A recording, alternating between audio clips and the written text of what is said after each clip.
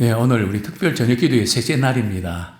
우리 믿음이 이깁니다. 우리 세 번째 시리즈인데요.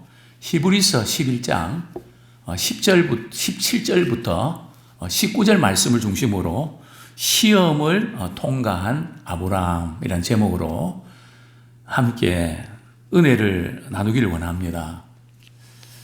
우리 한국교회 유행어가 아무개가 시험 들었다. 사실 그 말은 무엇을 반증해주고 있는 것일까요? 믿음이 없다는 것, 또 믿음이 약하다는 것을 증명해주고 있는 것이죠. 왜냐하면 아브라함이 어떻게 시험을 통과했다고요? 믿음으로 시험을 통과했습니다. 정말 우리의 믿음은 부딪혀 봐야 합니다. 당해봐야 합니다. 보통 때는 잘 모릅니다. 바람과 창수가 이렇게 부딪힐 때 믿음이 없는 사람은 심하게 데미지를 입고 타격을 입습니다. 그러나 평소에 말씀에 순종하고 믿음의 터 위에 굳게 서 있는 분들은 그 어려운 역경 가운데서도 참 믿음으로 그 시험을 통과합니다. 참 성도들 가운데 참 생각지 않은 아픔과 어려움으로 그분이 그 시험을 이겨낼 수 있을까 참 걱정될 때가 종종 있습니다. 낙심하지 않을까? 하나님이 계신다면 왜 나에게 이런 일이 생길까? 이런 마음 때문에 그만 좌절하고 낙심하지 않겠나? 그런 가운데서도 은혜 보호자 앞에 나와 변함없이 기도하고 말씀을 듣는 분 보면 참 귀하다. 우리 하나님께서 우리를 보실 때는 어떨까요? 아브라함은 시험을 받았을 때에 어떻게 했을까요?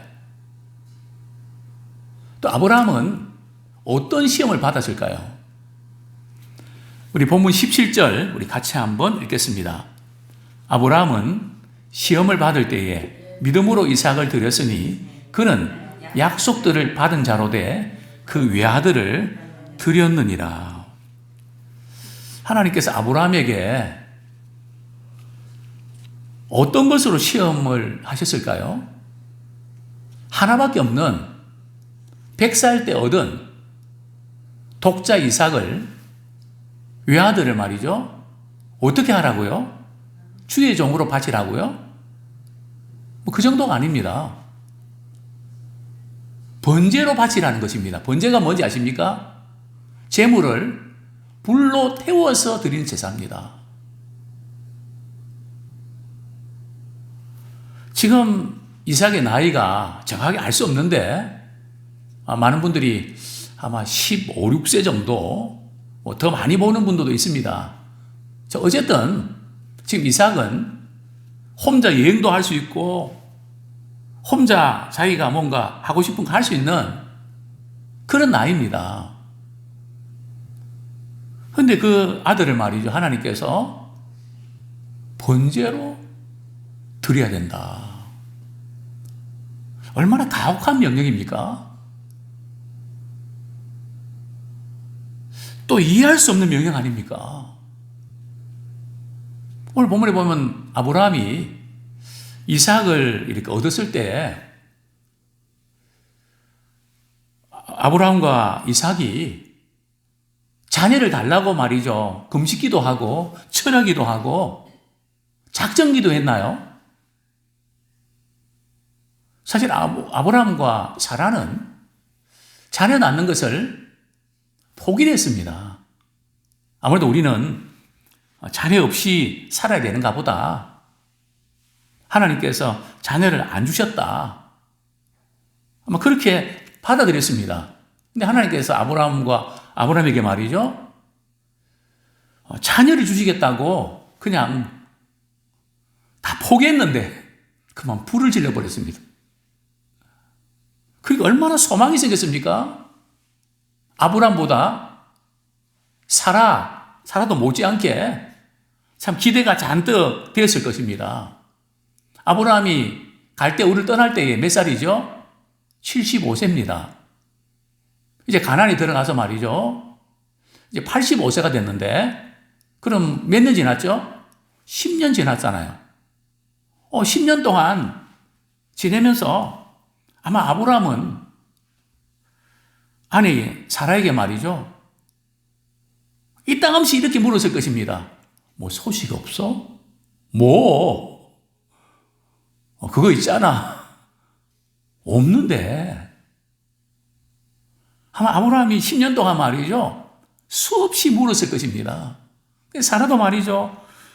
남편 그냥 한테 너무 미안하기도 하고, 뭐가 뭔지는 모르지만, 자녀를 못 낳으니까 말이죠. 되게 마음이 참 아팠는데, 자꾸 물으니까. 10년 지난 후에, 사라가 뭐라고 아브라함이 제안합니까? 아무래도 나는 안 될 것 같아. 분명히 하나님께서 당신을 통해서 후손들 주실 것 같아.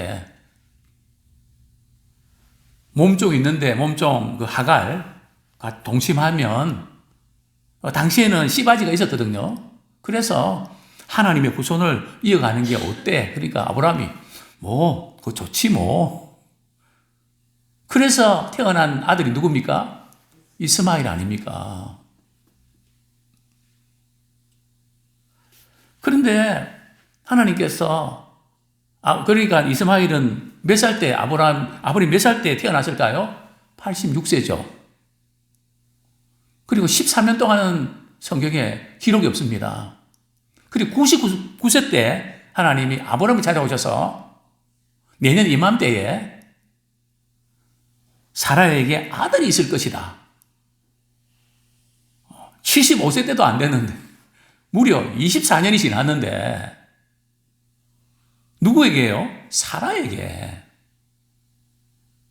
사라의 태는 죽은 것 같은 거거든요. 내년 이맘때 있을 거예요. 그러니까 사라가 장막대에서 어떻게 합니까? 킥킥킥 웃습니다.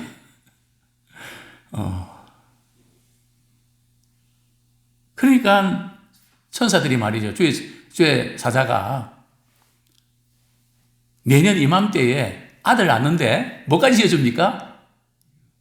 태명만 지어주는 게 아니라 그 아들 태어났을 때 그 이름 본명을 지어줍니다. 이름이 이삭이다. 이삭 이름 뜻이 뭔지 아시죠? 웃긴다는 거죠. 웃음. 그리고 100세 때 이삭을 낳지 않았습니까? 근데 하나님께서 그 이삭을 번제로 바치라는 겁니다. 자, 아브라함에게서 이 시험은 어떤 시험이 있을까요? 제일 먼저 아브라함에게 있어서 시험은 하나님, 우리가 그냥 자녀를 달라 그랬습니까? 하나님께서 주시겠다 약속해 주셔놓고 지금에 와서 데려가라고 하시면 어떻게 됩니까? 아브라함에게서는 그것이 큰 고통이요, 갈등이었습니다. 17절 하반절에 보면 말이죠. 그는 약속들을 받은 자로 돼 그 외아들을 드렸느니라. 그 약속들은 뭔가 하면 아브라함에게 말이죠. 아브라함과 사라를 통해서 내 후손에서 믿음의 후손들이 태어날 것을 하늘의 별처럼 바다의 모래알처럼 많아질 것을 약속하셨단 말이죠. 하나님이 약속을 해주셨다는 거죠. 우리 하나님이 약속을 지키시는 분이십니까? 안 지키시는 분이십니까? 분명히 지키시는 분이란 말이죠.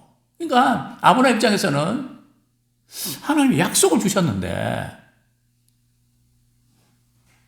이게 어떻게 된 거냐. 또 두 번째 아브라함에게서 갈등은 말이죠. 하나님의 성품에 대해서 왜 하나님은 이랬다 저랬다 하시나.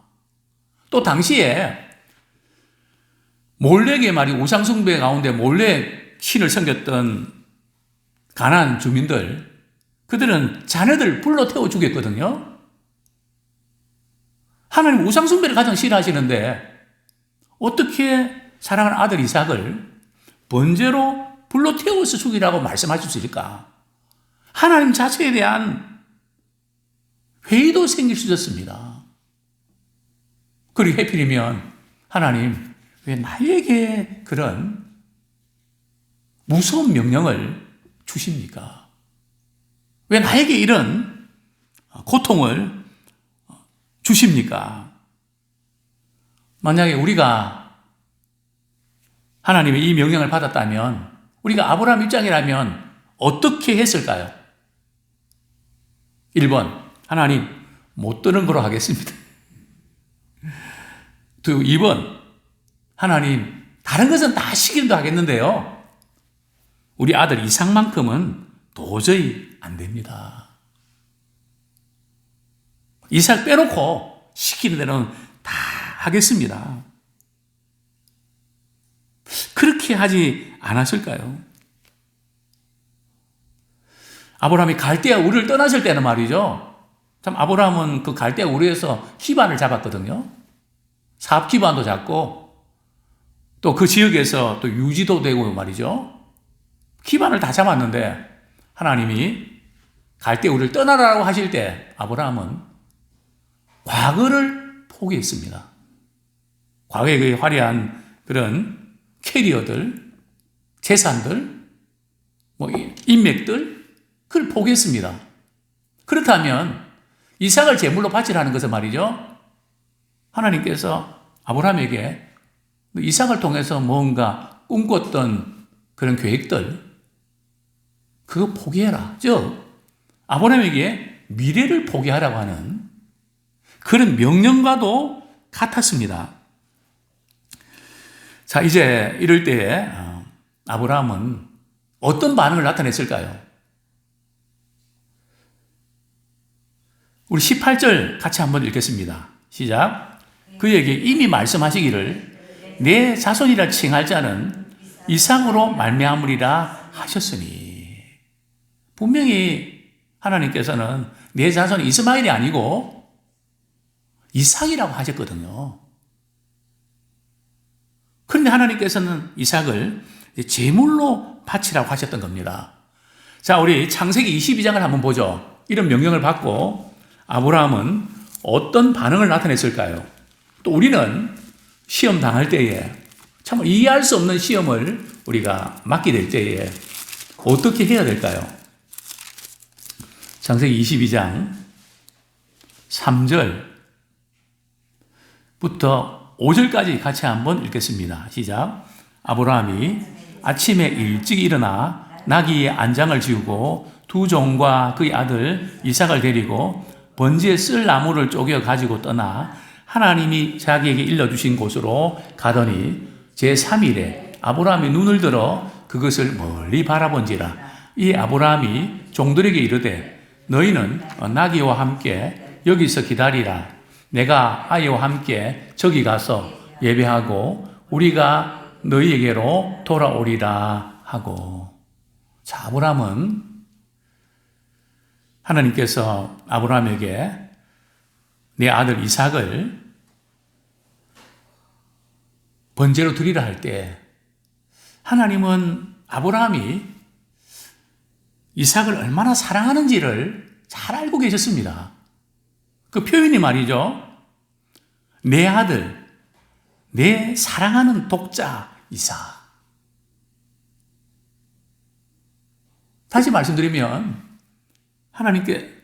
하나님께서는 아브라함이 말이죠, 그 이삭을 너무너무 사랑하고 아끼는 거, 그것을 아셨습니다.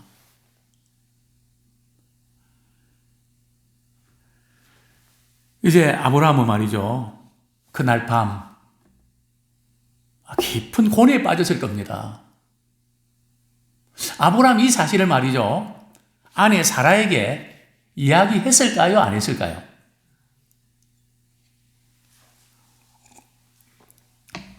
성경에 없습니다. 아마 안 했을 겁니다. 어떻게 말을 합니까? 우리 장로님이라면 우리 권사님한테 이 끔찍한, 이 엄청난 것을 이야기할 수 있고, 저도 말 못합니다. 고민하면서. 고민으로 끝난 것이 아니라 하나님의 명령에 순종합니다. 무엇이 그렇게 가능하게 했을까요? 아침에 몇 시에 일어납니까? 아브라함은 일찍 일어났습니다. 왜요? 늦게 일어나면 마음 변할까 봐. 뭐 그런 건 아니겠지만 아침에 일찍 일어나서 말이죠. 나귀 안장을 지우고 두 종과 또 그 아들 이삭 그리고 번제에 쓸 나무를 말이죠. 도끼로 쪼개어서 단을 묶어갖고 말이죠. 하나님이 지시하신 그 산, 모리아 산으로 갑니다. 하나님 지시한 산이 아브라함 집에서 며칠 걸리는 거리라고요? 3일 동안. 참 아브라함에게 있어서 이 3일이 무척 힘든 시간이었을 겁니다. 목적지가 가까이 오면 올수록 아브라함의 발걸음은 천근만근했을 것입니다. 아내한테 뭐라고 말하지? 이삭한테는 뭐라고 말해?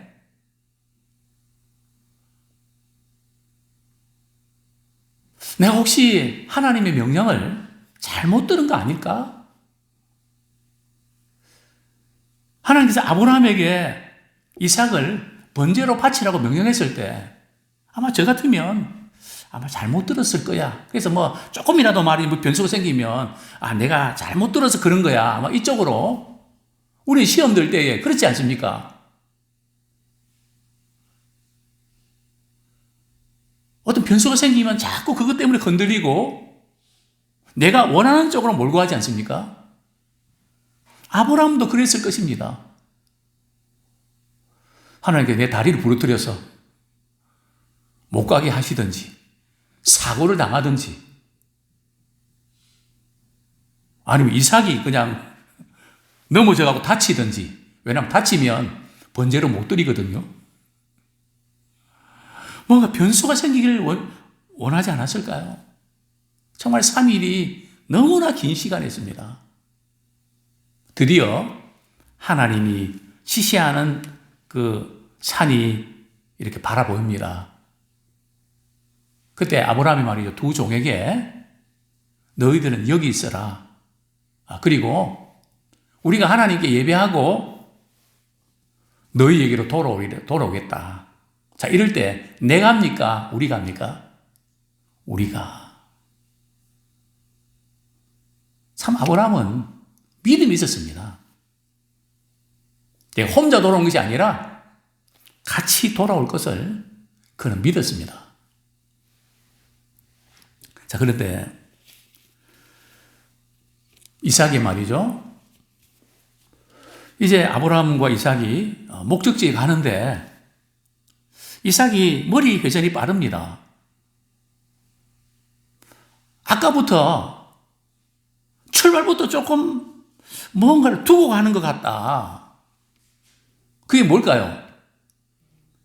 번제 태울 나무는 갖고 가는데 번제할 제물 어린 양은 어디 있습니까?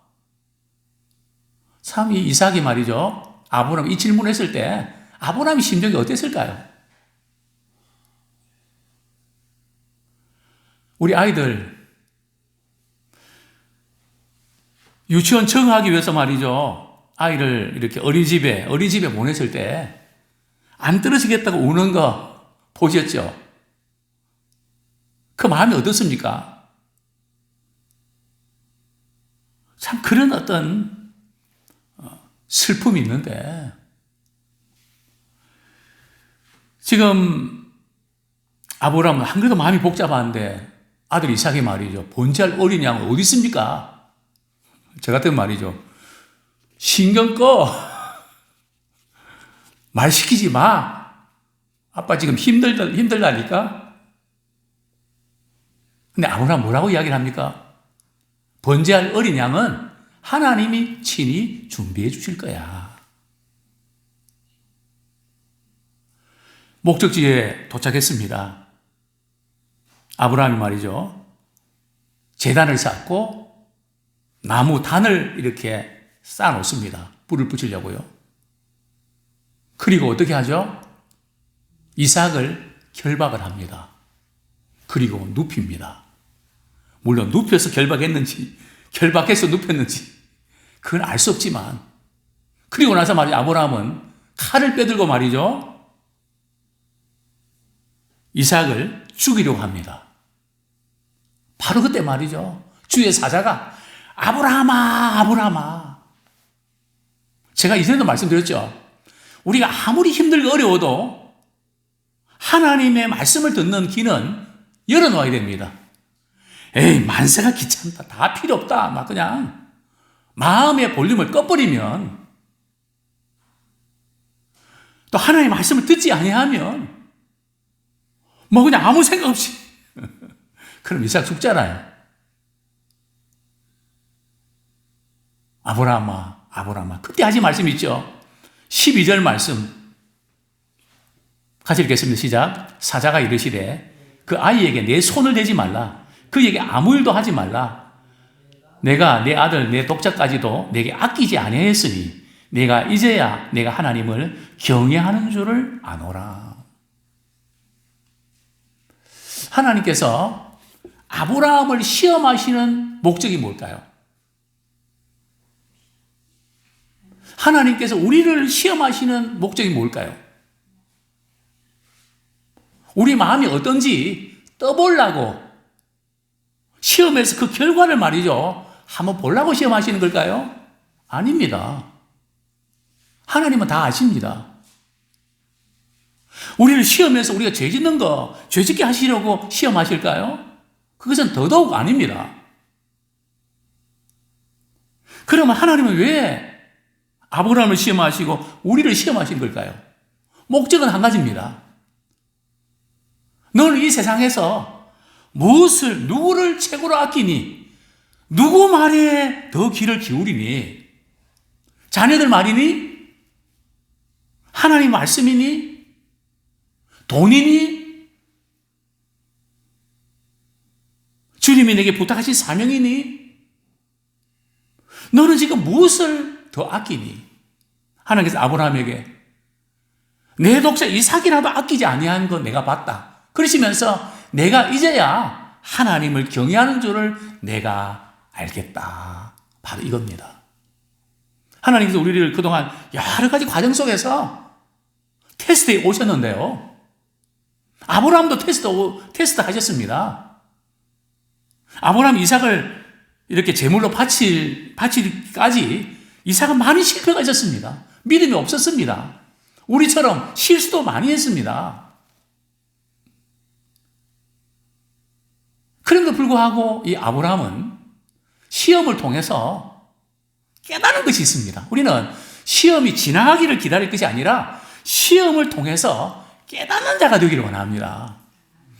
시험을 통해서 하나님이 어떤 분이신지를 우리가 알아가기를 소원합니다. 아브라함 많은 실패 가운데 한 가지 깨달았습니다. 그게 뭔가 하면 아무리 우리가 수단 방법 부려도 그렇게 되는 것이 아니라 하나님의 말씀대로 되는구나. 하나님의 약속대로 되는구나. 그것을 아브라함은 깨달았습니다. 그러니까 이런 상황 속에서도 하나님이 아들을 이삭을 번제로 드리려 할 때는 이해할 수 없는 하나님의 이유가 있는 거야. 하나님이 약속을 지키시는 분이야. 아들보다 자녀보다. 저는 코로나 때 많은 분들이, 물론 우리는 건강을 유지해야 되고 조심해야 됩니다.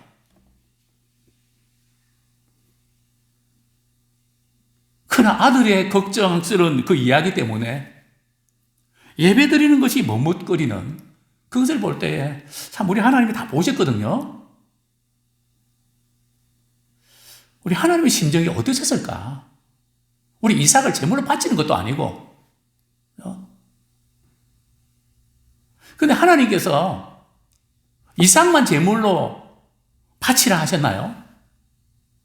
우리 하나님은 자기 사랑하는 외아들 예수 그리스도를 십자가에 내어주시면서까지 그 아들도 아끼지 아니하시고 우리를 위해서 주셨습니다. 그 하나님께서 구하는 자에게 사랑하는 자에게 좋은 거 주시지 않겠나. 그러니까 우리는 이 세상의 그 어떤 것보다 정말 주님이 말씀하시면 주님을 가장 삶의 우선순위에 두고 그분의 명령에 순종하는 그런 우리가 되기 원합니다. 하나님께서 우리를 시험하실 때 어떤 거 시험하는지 아십니까? 우리 가장 아끼는 거 시험하십니다. 가장 집착하는 거. 움켜쥐고 있는 것. 그거 놓으라고 말씀하십니다. 왜냐면 하나님 뺏어가시려고요? 나 그게 돈이 너무 좋은데, 자녀들이 너무 좋은데, 내가 너무 좋아하니까 하나님이 셈이 나서 그러실까요? 아닙니다. 우리 인생은 하나님의 영광을 위해서 창조됐습니다. 그것이 바로 하나님을 경외하는 것입니다. 하나님의 영광을 위해서 사는 것이 인간의 행복보다 훨씬 더 크기 때문에 그렇습니다.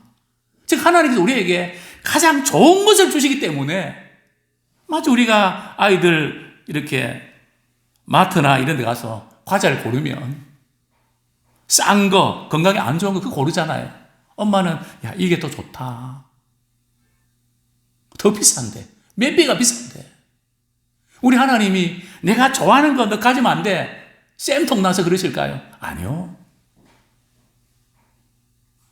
하나님을 사랑하는 자, 곧 그 뜻대로 부르심을 입은 자들에게는 합력의 선을 이루시고 가장 좋은 것을 주십니다. 그런데 우리는 우리 스스로 아끼는 거 이제는 우리가 내려놓기 원합니다.